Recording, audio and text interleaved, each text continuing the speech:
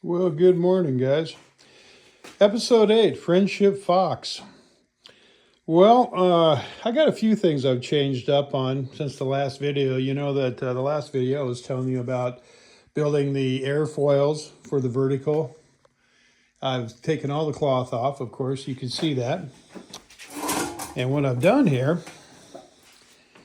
is on these down tubes right here, I went ahead and before I took the cloth out of here, I glued those on the inside.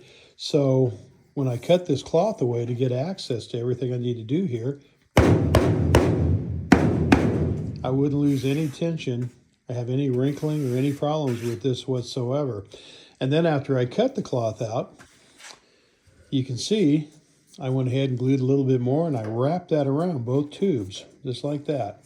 That way when I bring the new cloth up with the cover, I'll bring it right up here, glue it, and then put a new piece of tape on there, and you'll never know I was even in there, other than there's going to be ribs in here to keep the form of everything I'm doing here. And of course your piece that goes in the back from widest to more narrow at the very top. And if you look at the 7 build, there's guys on YouTube, one guy in particular, King Fox, interesting guy. And he's building his 7, and you can see exactly what I'm talking about. Not reinventing the wheel here, I'm just doing it myself. And so you can see what's going on here. And since I'm waiting for my graphics guy to pop out my templates for all the stations here on each rib all the way up, okay, or airfoil, whatever you want to call it, either one, I've decided to start taking a look at my main gear.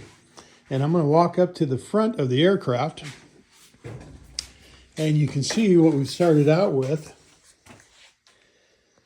Now, my buddy, he went ahead and started putting all these fairings on there, and he glued them on. I tell you, he glued them on. I had to take the other side off, which I'll show you. And luckily enough, once I got a good grip on it, it kind of snapped and popped off. The glue just kind of popped off that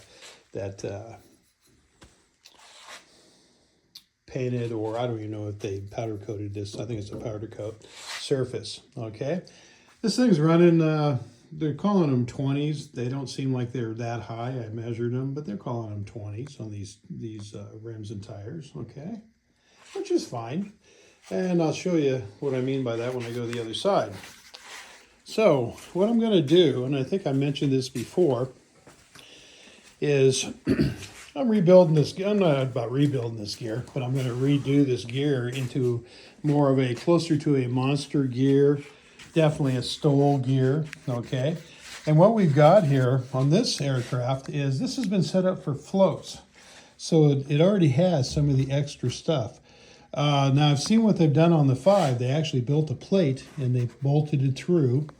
Okay, and they made an access point here as far as a hinge point, because this wasn't here, these hinge points, okay? This here and here is stock, of course, and then where you hook up your strut for your wing down here. So what they do on these things is they go from this point, skip this one, and they go up to this one, alrighty? And what we're gonna do, I started thinking about this. I've seen guys complain and say they've actually bent the tubing, the fuselage in here from hard landings, and you can see, of course, we've got the rib, or the gusset design in here, like a bridge, right? And they put plates in here, and they welded them in, and they went across underneath the seat and did the same thing. But I think instead of going to all that effort and having to take the cloth off and everything else, I think what I'm going to do is I'm going to run a piece that runs all the way across the bottom of the aircraft. This is flat all the way across. Now from these two, this is parallel to each other or straight, but when you get up to this, the aircraft turns in just a little bit. So this actually goes in, but if I put a plate and I put blocks up in here that I can bolt through all the way across, and then I'll shape it up here just slightly. Not that thick, I'm not sure yet, maybe a 1/4 inch or 3/8 or something like that, all the way across. Then I can build hinge points exactly the same from the back to the front, okay?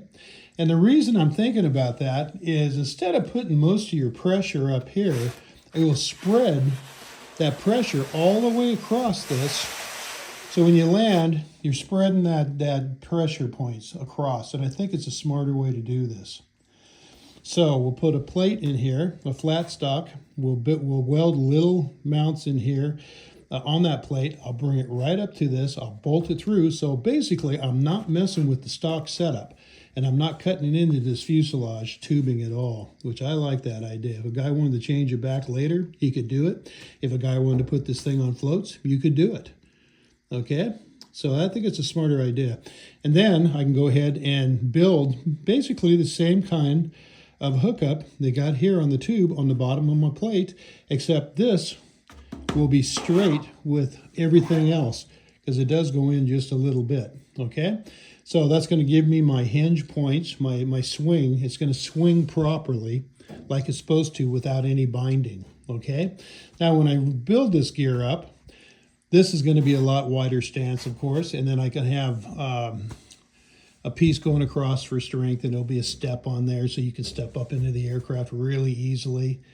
And if you've seen how the Stoll gear is set up, this is the stock setup, and it's made so you go up here and there's a bungee that goes up through the fuselage, and it's just antiquated and it's not the greatest deal in the world. This piece isn't even there any longer. You've got a cabane that comes down here, and you build all that in, and then you've got your shock shaft and your pieces right up in here.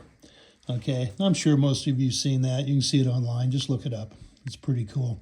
So this thing is going to stand just in gear alone about 6 inches higher. If I put the bigger tires on it, 28s or whatever, then it's going to stand a lot higher. Okay, but 6 inches seems to be about what they're going with, and I think that's about right. That's gonna bring this. Let me get down here. From about here, of course, up to about right here. That's going to bring the nose up a little bit. But I'll compensate for that a little bit when I put the gear in the back, because, of course, I've got to rebuild the tail wheel, because I'm going to have the shock springs set up on the tail wheel like I talked about before. And I'm sure you've seen that online as well. I mean, is there anything not on YouTube? It's amazing. All right? To where you've got the shock set up in here. And it just really, really takes the loads, especially if you touch tail first or you 3-point it and you hit hard.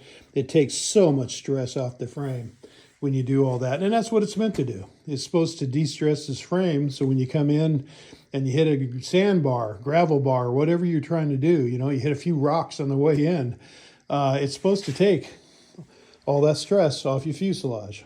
All right? So with all that said, we're about 8 minutes here. I think that's enough for this episode. And the next one, hopefully I'm going to have some wood pieces up here. Then you can start seeing how I'm framing all this in. And that'll be exciting. But I got to be kind of thinking ahead, and I can't just not look at this and do things while I'm waiting on a template or a part or whatever. I got to be thinking about the next steps. So I'm not really jumping around too much, but I'm definitely thinking about what I'm going to be doing next, okay? I'm trying to get this on the ground the way I want it, and then really I can start building off that foundation, okay? So there you go, guys. Thank you so much for listening, and y'all have a nice day. Bye-bye.